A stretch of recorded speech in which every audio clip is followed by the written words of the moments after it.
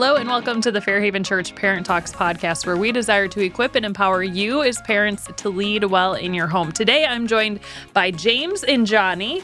And so we have student ministry representation from the Centerville campus, kids representation from the Beaver Creek campus, and online. I always feel like I have to slide that in a little bit with you, Johnny.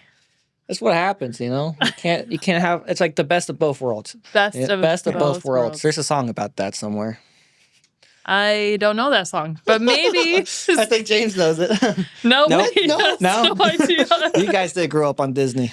Oh, it is that It's song. a Disney Well, song. that's what I thought of. A whole new world. It's not the best No, you guys of are thinking of Aladdin. You guys are thinking of the wrong territory. Okay. Well, so let's get started with a fun question that actually ends up tying to what we're talking about today. But my question for you is, how many times a day do you go to Google or another source for an answer to a question? So I'll probably have to add on to my tally for today because I'll probably be looking up where that song comes from. Yeah. But it's easily 10 at least. I think there's some days where it's like 20 to 30. There might be like a day where it's like 5, but it's like probably 10. I was doing the math before I came here, and I'm already at like 5 today. And some of them were just small things. But I think of something, I'm like, I wonder if that's true or not. Yeah. And I Google it. So. Yeah. I feel like I'm on, like, you're like 30 max. Like, I'm probably way over You're that. way Like, over that. I use, like, I will, like, Google search YouTube so I can get onto the website of YouTube. I don't type in but, like, I use it all the time because I'm, like, always, as I was preparing for this, I was like, let's do some research. Like, when did Jeroboam become king? And then I was like, okay, what about Solomon? And then, like, I'm doing all this research, and then I go into these rabbit holes. And then, like yesterday, like, I was Googling, like, about, like, manuscripts. I was like, what is, like, the Church of Antioch, like, where all these manuscripts come from? And I'll even Google, like, math answers because I can't do math. I'm a kids pastor. I'm not. Well, what do you want for? I can't do math. So I feel like I'm probably up at, like, probably close to 100. Like, No way. A day? I probably am. It's bad. Like, I can't do simple math. Okay, so at least a lot of I'm a little concerned right now about your number of times that you have to search on Google. So, but what I'm hearing you say is a lot of times you're using it for, like, not just a question of how do I. I'm a very curious being. So like I'm always, like, going into these rabbit holes. Yeah. That's what happens. And then I'll like, put a question here, and I'm like, oh, that's actually kind of cool. Okay, what does this mean, though? Here's my question then. Do you retain any of the information you're looking up? Yeah, but usually most of the time it's, like, very pointless information. Okay. Like, that's like the one, like, I'm a very curious creature, but like I'm a very curious creature about, like, very niche and, like, worthless information. So, like, so usually it's just, like, these rabbit trails that, like, end up being, like, very fruitless in my life. Yeah. I mean, maybe it'll come up. Maybe I'll be like, someone will be like, hey, like, what's actually, like, I'm trying to think of, like, a useless piece of knowledge that would actually, But, like, they, like, would ask me, like, a question. I'll be like, oh, like, I have that information. Yeah.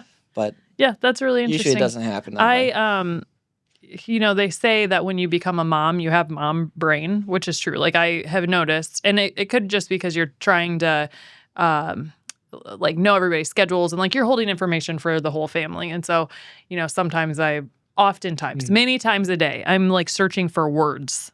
And sometimes I'll have to Google, like, I'll start describing the thing and be like, what is, like, today, I was trying to figure out the name of a banner as we are preparing to decorate for something. Like, I cannot think of the name of it, but I know it's, like, one letter on each like, triangled, they're strung together with a piece of string. And I'm typing in all these things. I'm like, oh, yeah, pennant banner. I knew that. It was right there, but, but I've only Googled once today. That's not bad. That was the only thing I Googled. Yeah. I don't think I'm up today, but on a normal, like, day where I'm, like, at home doing nothing, I'm on Google. Yeah. I try really hard to use my brain. I don't trust my think brain. about it I don't first. trust it. You don't trust it? I don't trust it. Guys are funny. Okay, so we are going to jump into our lesson for today. And over the last few months, we've been learning about some of the kings. And so we learned about Saul and David and Solomon. And each of these kings, they left some sort of legacy. Not always good, But there was a legacy that they did leave. And so, Johnny, why don't you start us out in just talking through what was the legacy of these 3 first kings that we learned about? I mean, I feel like it's kind of hard just to say, like, hey, one sentence, this is their legacy. Like, because, like, we look at Saul, and Saul was actually, like, he was the first king, you know. They're like, hey, we want a king that we can see. So they're like, hey, here's this tall, dark, and handsome guy. Make him king. And so, like, he was actually a very competent military leader. Like, he, like when you look at him, like, he was actually very competent. And, like, his downfall, though, like, when we think of Saul, we oftentimes think of, like, his pride. Like, he was a guy that wanted his way over, you know, what he was told. Like, we got an example of, like, his unauthorized sacrifice. He's like, I don't know way I'm going to do it. Or, like, when he was told to eliminate all the Amalekites, he's like, well, do we really need to do that? And, you know, like, he was shown over and over again as someone that just desired, you know, their own way. Yeah. And so eventually he, you know, God was saying, hey, I'm going to remove my spirit from you and you're not going to be king of Israel. And so when we look at Saul during his last years, like, he was like this man who was like, I'm going to kill David because, you know, here's this guy, he's being praised. He's, you know, Saul's killed his hundreds, David's killed his thousands or tens of thousands. I can't remember don't quote me on that. But, like, he was, like, very jealous, and he, you know, spent a lot of his time trying to kill David. And like, well, when you read a lot of articles about it, people are saying, like, the kingdom of Israel, like, because this focus shifted, like, the kingdom of Israel suffered because of it. And then the next king, King David, we often, like, you know, I think the biggest, like, if one sentence for King David, he was a man after God's heart. You read the Bible over and over again, and it shows that he was, you know, this king who loved the Lord, delighted in his ways. You can read, even when he's lamenting in Psalms, you can see how, like, usually he laments and then he puts his eyes on God. So he was this great leader, yet he had his downfalls, you know, Bathsheba, and he killed Bathsheba's husband because of it. Like, he was a man who was sinful, just like, you know, us. Like, he was sinful. And then we get King Solomon. And I like King Solomon because Solomon had, like, such a great start. He's like, He did. like, you know, David was like, hey, like, follow God's ways and you'll do good. And so Solomon's like, I'm going to follow God's ways. And then, like, you know, he has a dream. He's like, hey, God comes up to him. And he's like, hey, you can have anything. What do you want? And he's like, wisdom. Very great request. And so you see the kingdom just prosper because of it. Like, they're wealthy, like, they experience great peace, and, like, his wisdom was put on this pedestal where people were like, hey, like, here is this man who leads well, but slowly and surely, like, I don't think it was like an instant drift, but he drifts away from that. Yeah. And we read that he has, like, 700 wives and 300 concubines, and, you know, like, some of them were from foreign nations, and they slowly take him away from the Lord. And lead him down a path that just wasn't great. So one of the he is the wisest. The Bible says that no one will be wise like him, yet not the smartest. And so I like, I have it written down where it says, God says to Solomon that he would remove the kingdom from him, but for the sake of David would not do so during Solomon's lifetime. And so slowly from Solomon, we start hearing, like, Jeroboam was raised up, starts a rebellion, he flees, and then we get to Rehoboam. So at first, we read about how, and I guess I should go back and connect really quickly to last week. We had learned about the Queen of Sheba, and she had seen the blessing that had happened with not just Solomon, but with the Israelites because of Solomon's wisdom. And I just think through that, like, we see a quick shift from him being seen as this person who desired God and was seeking God, and to all of a sudden he's making terrible choices. And I just wonder, like, if the blessings of God went to his head.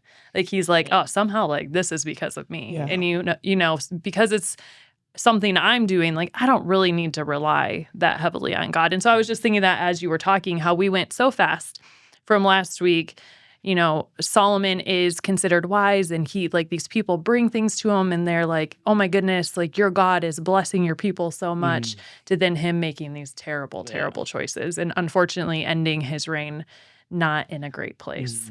But then we see Solomon's son, he takes over as king, but he makes really questionable decisions, right? Like, he is seeking counsel from a couple groups of people, but he ends up going with the counsel of maybe not the best group. So, James, tell us a little bit about this story. Yeah, I think this story is interesting because it almost parallels Saul's story, where it's not that Rehoboam didn't have access to wise people in his life or good wisdom. It's the fact that Rehoboam didn't choose to follow that wisdom. So the story that we're in this week is in 1 Kings chapter 12, and it's where the people come to King Rehoboam and they ask him to lighten the load that his father Solomon had put on them. He had worked them really hard. They were suffering, and they come to King Rehoboam and they ask, can you lighten this load so that we can work better for you?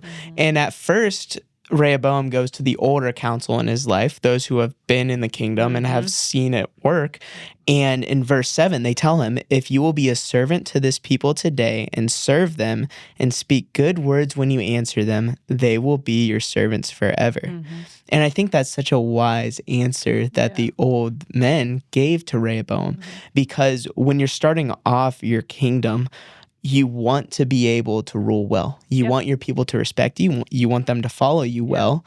And this is how Rehoboam could do it. But instead of listening to this good, old, wise counsel, he decides to go to his peers instead. And he asks his peers, what should I do about this? What should I do about this people? And they're almost like, well, how dare they come to you and ask that? Instead of punishing them with whips, punish them with scorpions, make their burden even worse, and make it terrible to the point where they're like, we don't want to serve King Rehoboam at all. And that sets up the path for Jeroboam to step in and become king, because they didn't want to listen to Rehoboam because he was not a good king to them. Yeah, so this is when we see that the kingdom becomes divided, right? And so we have Rehoboam and Jeroboam, which the names, like, being almost the same. Yeah, really is too many Boams. very suspect how that worked out. But it's such a sad situation, and yet so relatable.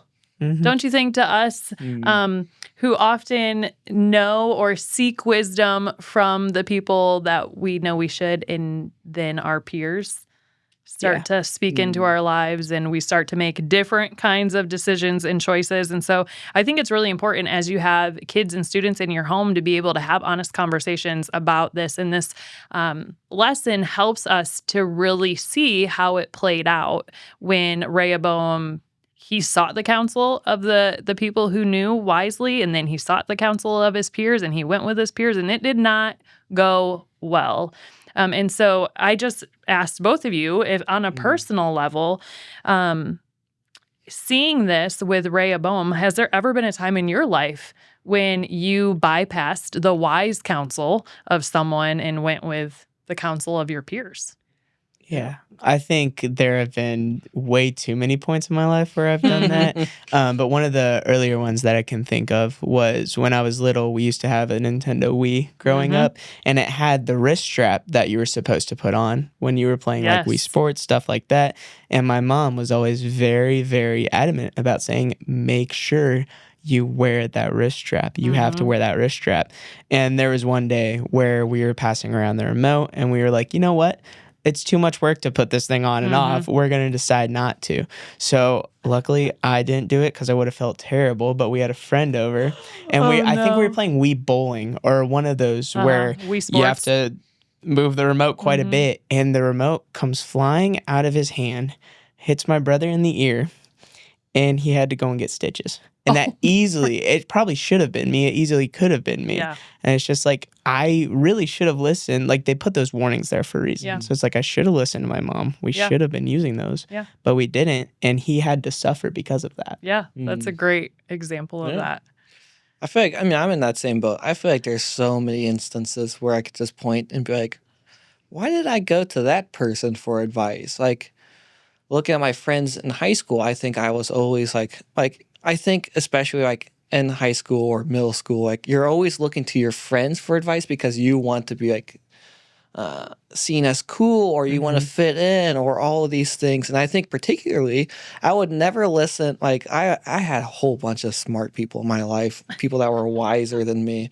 And I always remember for like dating especially, I would always go to my friends for dating advice. And how much do I wish that I went to, people that I could find actual wisdom from, and instead of, listening to my friends that were just as crazy as I was. And so like I think dating is a big one, especially. Is like I don't know if your kids or students are, getting into relationships, but that's a big one, I think. That we need to make sure that we surround ourselves with wise people who can speak life into situations and speak life into us, so that way when we navigate those, or when your students are navigating those, you can make sure that you put God as a priority. Yeah. I think it's a really good and important thing to talk about, like having the wise counsel. And a lot of times, I think when my kids were going through middle school and high school, we had to think, okay, who are the people we intentionally want to put in the lives of our kids, so that they have someone, if they're not going to go to us for wise counsel, hopefully our counsel is wise, but who is someone that we can almost plant in their lives to say, like, this is a person you can go to. And when questions come up, if there's a struggle there in our relationship, to say, hey, why don't you go talk to, this person about that and see what they think. And so part of that is being involved. Actually, I wouldn't say part of that. I'd say a significant part of that is being involved in the church, because of your small group leaders or the pastors or different people who we have in the lives of our kids and students that are trustworthy, and they are wise, and they are seeking God. And then when your kids have these things that they need to talk to someone about, you can point them to people in the church. And that's what we always tried to do, was have like, who's someone intentional in their lives that they could talk to. Discipleship is something that we know happens both formally and informally. And a lot of that is done through modeling. I actually hear that come up a lot in this podcast when there's people that are sitting in your guys' chairs. We talk a lot about what it looks like to model. And one of the things that I was thinking about was in my head, I just went back to the book of Deuteronomy.